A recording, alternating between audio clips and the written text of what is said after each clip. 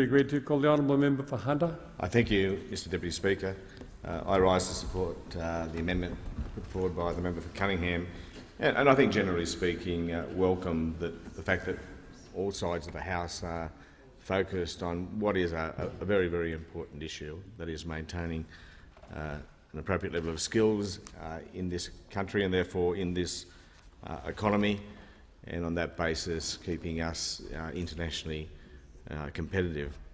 I speak on this bill possibly with more authority than most, having been an apprentice myself. I'm an auto electrician by trade, Mr Deputy Speaker, and proud of it. If your car is older than about 1985, I'm sure I could still fix it for you.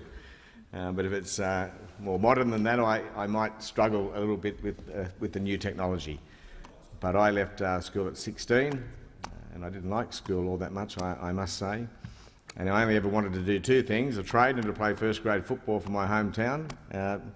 Two aspirations I achieved, I'm happy to say, Mr Deputy Speaker. I was apprenticed by a wonderful couple by the name of Errol and Marcia Lightfoot. They ran a workshop in my hometown of Cessnock, and I enjoyed the experience very much, and I am thankful to them till this day for that opportunity. After that, I went into my own business, which I operated with a partner, Greg Stacey, for around 10 years before going on to a less honourable trade called politics. So I've had my hands dirty, yes, I thank the member for Perth. I've had my hands dirty, and I've been to TAFE, and I did block release in those days because auto electricians were far and few between, and obviously there weren't critical mass of apprentices to hold regular TAFE courses, and we'd go off to Sydney for a week at a time, I suppose 5 or 6 weeks a year. Interestingly, in my earliest days I stayed at the Villa Ward Detention Centre, Mr Deputy Speaker, and if that doesn't highlight some of the struggles apprentices face, particularly early in their time as an apprentice, nothing would. Made a few mates there, and we didn't stay in Villa Wood Detention Centre too many weeks. So I think we found ourselves a caravan in Bass Hill. And support from the government to pay for the accommodation for the caravan, I'm sure, would have been welcome at the time. Apprenticeships are a complex area. I know those on the other side of the House like to say that they place as much value on apprenticeships as they do on a university degree. Well, certainly I place as much value on apprentices as I do on university graduates, but I don't know what the former statement actually means. I'll keep trying to work that one out, but I do know it's a popular statement because members of the government know that, generally speaking, people out there in our community like the idea of apprenticeships unfolding in the same way as they did historically, and they like to see government trying to rekindle that old environment. But times do change, and in my day, apprentices, generally speaking, finished apprenticeships.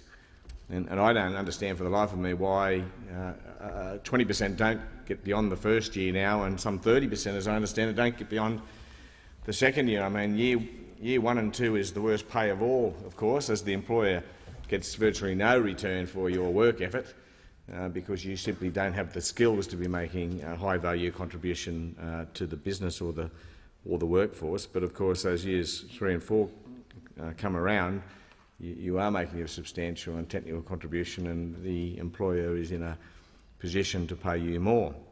But I mean, if the government really place the same level of value on apprenticeships as they do on university degrees, they wouldn't spend so much of their time trying to drive down the wages of tradesmen, because that's their mantra, Mr Deputy Speaker. We could just be more internationally competitive, or we could just pay our workers less, including tradesmen. And there's a contradiction in that approach, and that's one I think is worth highlighting for this chamber. Now, having said that, we are talking about ensuring our international competitiveness by making sure we do have skilled people. And we won't have skilled people if we don't indicate to them that after their apprenticeship there is a reasonable salary to be earned, and that's what I think has to be kept in mind first and foremost. I think the member for Swan made the point that too often tradesmen, after completing their apprenticeships, are poached by other employers. In my own region, and of course in the mining regions generally, including Western Australia, that's typically the mining industry. And I know it's a great source of frustration for those who secure and engage those apprentices. I'll dip my hat to someone who comes up to a solution for that economic dilemma, because I don't see one, but certainly it means that we must continue to do all we can to bolster the supply of tradesmen through apprenticeships. So what this bill does, of course, is take away one initiative the former Labor government had to encourage people both into apprenticeships and to complete their apprenticeships, and replaces it with another. And I'm not going to get into a debate today about which is the better system. I like to think that most out there in the community don't care much, as long as we are working together to address what is a serious problem and a challenging issue. And I'm happy to acknowledge that the government has factored into its scheme a 20% discount in the final year of the loan payment as an additional incentive to complete the apprenticeship. Of course, there are some aspects of the loan scheme that do concern me. Very young kids being capable of raising a loan and therefore putting themselves into debt, substantial debt, I would say, for someone at that age, potentially without the authority of their parents. I understand that hasn't been clarified. And we need to watch these things very closely. I know that it's very difficult to administer a compliance or a policy design which requires the apprentice to spend the money on certain goods or services only. I accept that, but I think this is a program that will need to be watched very, very closely to ensure that the money is not misspent and young people find themselves in debt without completing their apprenticeship, and a debt which, of course, the Minister describes as interest-free, but of course also a debt that is indexed to the CPI and therefore growing over the term of the loan, which I think is worth pointing out. Regions like my own, Mr Deputy Speaker, have been often described as insufficiently diverse. This is a topic of conversation at the moment because, as we all know in this place, the coal prices have collapsed. In the case of coking coal, from $320 a tonne only 18 months ago to something like $120 a tonne at the moment. When the coal price falls and mining turns downward, we feel it in the Hunter. But I do remind people that we are a very diverse economy in the Hunter. And in fact, mining only makes up about 10% of the economy. Our biggest contributors are, of course, the services sector, health and education in particular. We've got very significant thoroughbred breeding, agriculture, viticulture and tourism industries. We've got new growth industries for the CSIRO and the Energy Centre, promoting renewable energies in our region.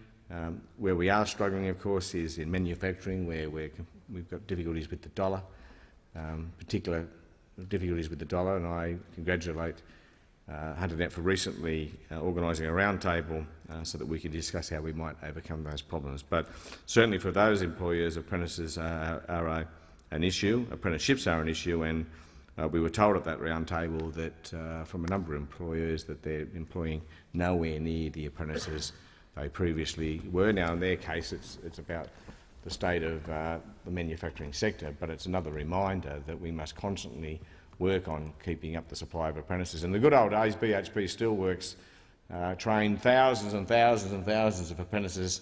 I forget the number, I know it's into thousands every year.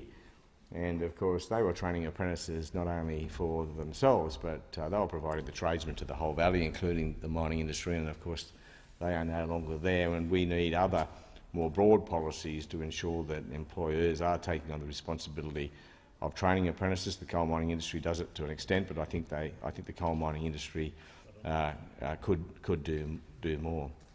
The other point I'd like to make is that we need training providers for these people, and in the Hunter Valley, providers like the Hunter Valley Training Company have popped up and very effectively and efficiently are now providing some of that training. But I think in all regional areas, Mr Deputy Speaker, we need public institutions. We need a strong TAFE system which both employers and apprentices can rely upon to secure the training they need to bring that young apprentice from day one on the broom through to a fully fledged apprentice. So I don't oppose the loan scheme. I am concerned about the indebtedness for some kids, and I'm hopeful that the government will watch it closely to ensure that that doesn't run out of control. But I think government members have to acknowledge that you won't encourage apprentices into trades, while you're telling people the best way to fix all the ills of the economy is to pay people less. But more broadly, you need to have training institutions in place, training institutions that kids in regional Australia can access. It's not like the capital cities where you can get a bus around the corner and find yourself either a TAFE place or a place in a private within a private training provider's place. Sometimes the training facility can be a long way away, as was the case when I was a kid.